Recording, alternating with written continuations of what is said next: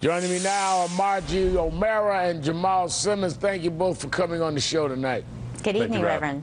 I thought the GOP was trying to moderate. What's going on here, Margie? Right. I mean, they turned away from the Tea Party by becoming the Tea Party. Even John Boehner said there's no real difference between the Republican Party and the Tea Party.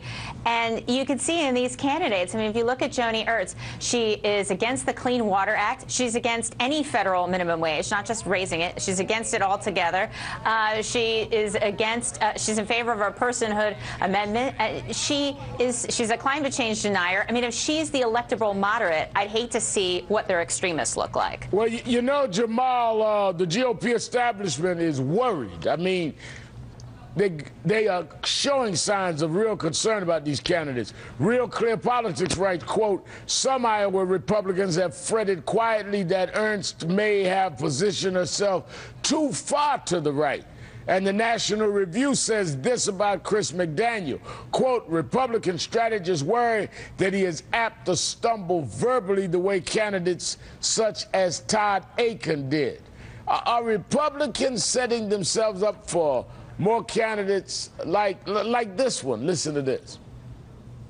I'm not a witch. I'm nothing you've heard. I'm you. None of us are perfect. But none of us can be happy with what we see all around us. I mean, are they setting themselves up for some more candidates like that? Those were good times. I think that they are in danger of that. If you look at Mississippi in particular, it looks like a Democrat, Travis Childress, former congressman, may even end up having a shot against McDaniel because the numbers there can end up being so narrow that McDaniel scares away even some moderates who might be thinking about who would normally vote for a Republican. Right. If that happens, that would be an earthquake. I mean, we haven't had a Democrat elected to the Senate in Mississippi since 1982. So this could be a phenomenal thing. And if you look at Iowa, you know, for as conservative as they're trying to make it out to be, Senator Harkin, whose seat that they're running for, was really one of the most stand-up, staunch progressives in the United States Senate. So I'm not sure the electorate in Iowa is as conservative as Joni Ernst might think it is. You know, go back to that McDaniels race a minute, Margie. The Mississippi race has been downright dirty, and the district attorney still hasn't cleared McDaniel's campaign from being involved in the photographing of Senator Cochran's wife. That's a real dirty race there.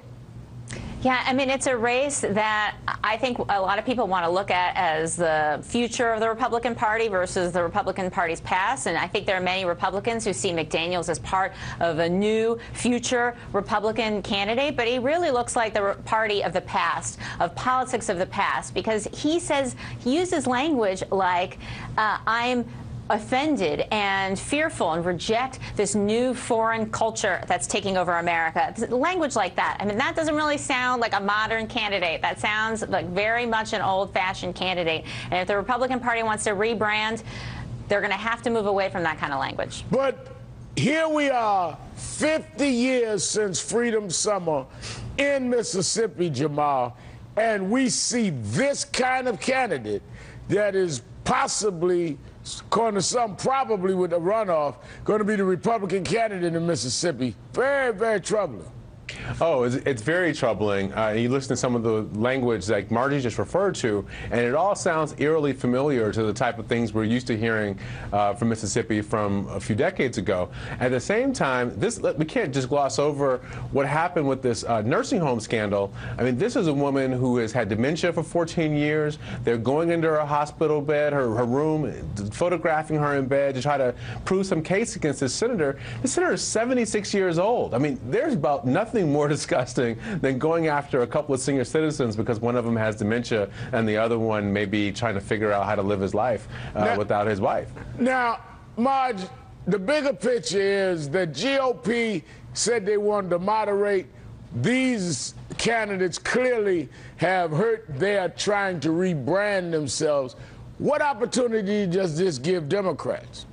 Well, I think it just reminds Democrats should take this opportunity to remind candidates and voters around the country how far to the right the Republican Party has been dragged. And it's not just Democrats and independents who feel this way. Even a majority of Republicans say they are not supporters of the Tea Party. The Tea Party has been net unfavorable for a long time. Republicans are losing trust in the Tea Party. And when you have these Tea Party candidates, whether they call themselves Tea Party or they say they're sort of like the Tea Party, or in some places they say they're the Tea Party, in other places they say they're moderate, their views are far to the right of the Republican Party of just even a decade ago.